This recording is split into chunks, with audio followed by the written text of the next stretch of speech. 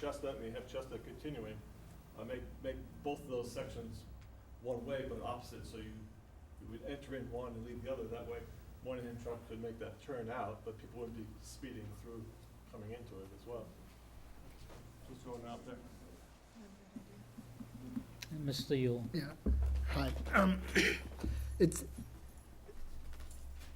I think we're all in agreement that there are a multitude of possible solutions that we can address and that we need to address, and I think the speed of addressing them is a big issue as well. I think with what the police are presenting is a step in that direction. I don't know, as Mike said, we're not gonna be able to come up with a solution tonight. We'd love to be able to do that. But there's a process that we have to go through, and we should start going through that quickly, so that, because this has been going on for over a year now. I know I've spoken to somebody about a year ago on this issue where the concern was expressed. So I think that's where we're heading to, because we understand what you're saying. I mean, I have to deal with the corner of Park and Concord. That's a very difficult corner as well, for different reasons. And addressing an unsafe corner is important to do so, because as Mr. Laird, is that correct, stated that you don't know how he would feel if any of his children or anybody's children were hurt under these circumstances, and we've taken too much time to get it done. So, I mean, we are going in the right direction. We do need to pool all these ideas together, get them on paper, and start working in that venue, all right? And maybe we can put a group together, such as yourself, and start coming up with some ideas. Has anybody talked to the postal annex? Gentleman in the rear.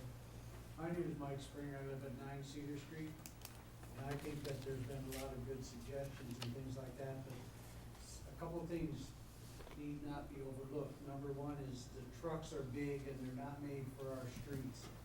And number two, if all the trucks were going to speed limit, a lot of them would go a different way. And so I think that would cut down on the traffic a lot. And I know on Franklin Street, there's an elementary school, and they have a thing there that tells cars how fast they're going when they get to that point. And that's in Reading, I know, but still, when the trucks see that they're going 45 instead of 25, it could be a big help coming in either direction. And I know I hear sirens, and the police are doing a very good job keeping the residents are all going the right speed limit, because we have kids playing at that park and neighbors and everything like that, and walking around the streets, going to Ipswich Park for activities there and other things. And I really think the citizens of North Reading try to go the speed limit, and the ones that don't need to learn.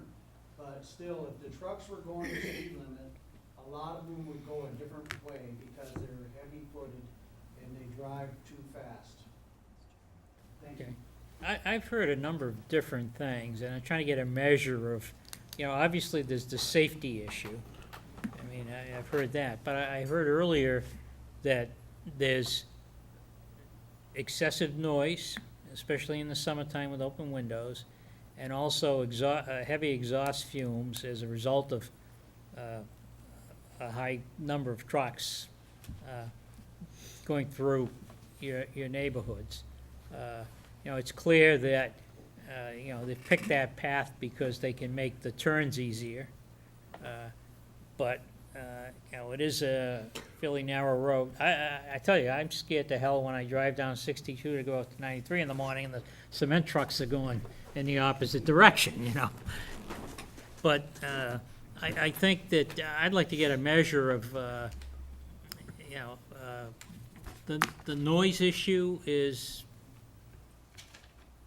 major concern, and the speed, Window panes rattling. Jane had her hand up. Yes, Jane. Jane Sport, 138 Chestnut Street. I've lived on Chestnut Street now for almost 18 years. And when I moved in, I worked full-time in Boston. I wasn't home during the day. And when I was home on maternity leave during the summer with my two children, I was astounded at the noise, speed, the volume of trucks. I said, where did they come from? You know, I never noticed them. They're not as heavy on the weekends. Sundays are beautiful because there's no trucks on the road. It's all of it. It's the fumes, it's the noise. And they start early in the morning. And it's especially bothersome in the summertime. I had to close, and I had babies. I had to close the windows, because they were so loud. Which is proving the point that it's not just about speeding. I wanna make sure that everybody is clear on They have that. to stop, they can't speed at that. Well, I brought it up because we've seen it migrate from one Yeah. area to And another, and it's everything. it's everything. And so just to be sure that if we were to reduce the speed, that doesn't solve the problem. We are looking for the trucks to be eliminated completely to avoid the fumes, the vibrations, the noise, and the safety issues. So I wanna make sure Gentlemen, there's no confusion around that. Gentleman with his hat in the back there, Mr. Not to beleaguer Oh, the, yes. continue on with the evening, if maybe it was possible to move the conversation along, taking in all these issues that run the gamut, to set up something where the chief, town engineer, I think Nate Foss has done a lot of work for all of us in keeping us all informed, but I'd be happy to put myself on the group, maybe with one of you, and then I'd like to have, you know, somebody from Moynihan involved in trying to come up with a solution that can, works for everybody. I don't wanna say that the reason Moynihan's trucks come up up Haverhill Street from 128 is because the length of time it takes them to get all the way down to 93, come up 93, and come over 62, if that's where most of your trucks are coming from, I don't know. My point is, I don't know, and I don't wanna make his business suffer, but at the same time, we need to see if we can come up with a solution that works for all of us and can either eliminate the trucks completely, or so that in the summertime, I don't have to smell what it smells like when it's paved road, because the paving trucks come by me so often with the hot pavement. All of those aspects, you know, we can form a group and move it along. I think we can end tonight and move to the next step of where are we gonna go and how can we keep everybody informed and moving.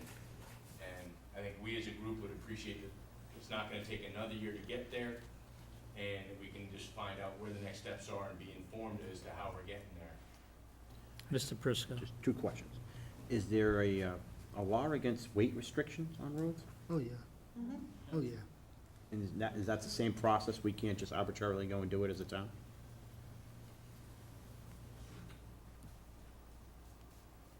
I got That's a a police direct question to one of the police officers. There are weight restrictions, and I believe it's tied into the trucks. Right. The size of the trucks. And the way it was explained to me this evening as we were preparing to come here, for example, we'll use the example of the hot top trucks. When they go in, they know the size of the truck and the capacity, they can carry 40,000 pounds, for example. They'll dump to 40,000 pounds in there, but on occasion, you have some companies that are pushing to get jobs done quicker, so rather than having a truck making 2 trips, they'll say, you know, give us a load and a half. And so some companies will comply with that. So they become overweight. The problem with the NRPD determining the weight, we haven't got the capacity of tools to do it. That's something that I would have to propose in next year's budget to get the equipment to do that, or perhaps seek some kind of a public safety grant, if there's anything out there to do that. The state police have the capacity to come in and stop the trucks and determine their weight. But the problem, as I mentioned earlier, is scheduling them here on a frequent enough basis to make a meaningful impact that would force drivers to seek alternate routes or perhaps stop that practice. What we're proposing is in the interim is to get our officers trained, and we'll try to attack all these peripheral problems associated with trucks. Safety equipment and faulty exhausts and and those kind of things there, in hopes that that sends a very clear message to that industry that they're under scrutiny in our community. And then, so someday if we have the wherewithal for all to get the proper equipment, then that's something that will be in our longer-term plan. And then the second question I have was, has anybody Yes, reached sir. out to the postal annex and Heffron in regards to this issue? Yes. We all have. And they've been positive, negative, or they, Post What? office I boy, can't please hear make a you. call. He wants it. No, that was my point. Okay. That was their answer. We can't hear you. Gentlemen, Mr. Yeah, just one thing, there are legal restrictions for trucks on small roads, and in particular where there's bridges. So the bridge at Ipswich, Mass Highway has to inspect that every 2 years. Central Street Bridge, I'm sure also, but, you know, that bridge probably qualifies as a 20-foot span and needs to be inspected. So, I mean, I'd ask the town engineer if that bridge has been inspected and if it satisfies the weight requirements of 104,000 pounds or 52 tons, which is what's passing over that bridge. Fully loaded 18-wheel trailer dump is 52 tons. And it may not pass, I don't know, but it's traveling over that road, over that bridge every day. Oh. I've made some notes, Jeff, Yeah, before I To, try to sum it up. thank you. To go over the issue on the weights and alternate routes, I had a couple questions on that. The state police can enforce axle weights and gross weights and so on. A semi might have a gross weight of 80,000 pounds, that's including truck and content. Axle weights, if it's not properly weighted or loaded, okay, that can be an issue. So the police can go out there, the state police that is, can go out there with portable scales and do those measurements. I don't know if they did that on that, in that case. And they can do that at their whim.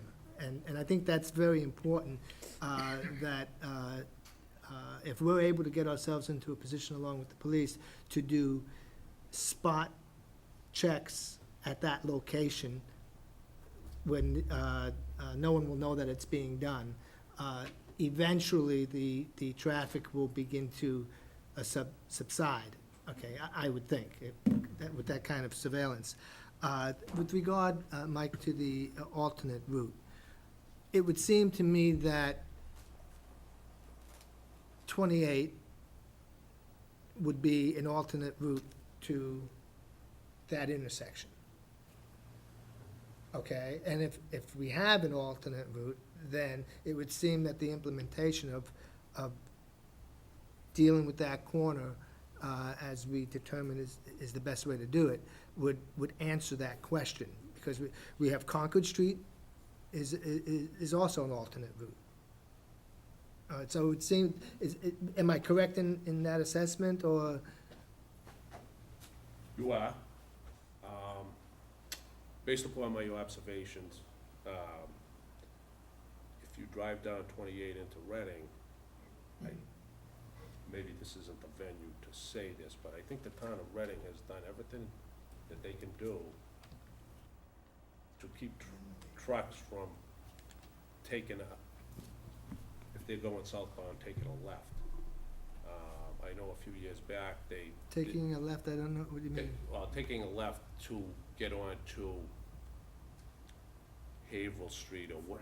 Well, I'm not even, Franklin. I mean, you can go down 28 to get onto 95, just like you can get on, off of 95 onto Haverhill. Okay, so you could do that. You know, I understand that they're going south to go north and all that kind of stuff, but it's an alternate route. I mean, they do have truck routes, and I would think that 28 is a state road. Should be all the traffic for 95 coming down rather than taking Haverhill. Because Haverhill is not a state road, is that correct? That's correct. It's just North Reading and North Reading. So, I agree with you 100%, Selectman Yo. It's just the method we take to redirect traffic from Okay. Benevento, Heffron, the postal annex, Mhm. down 28. yeah. I had another question, it just slipped my mind.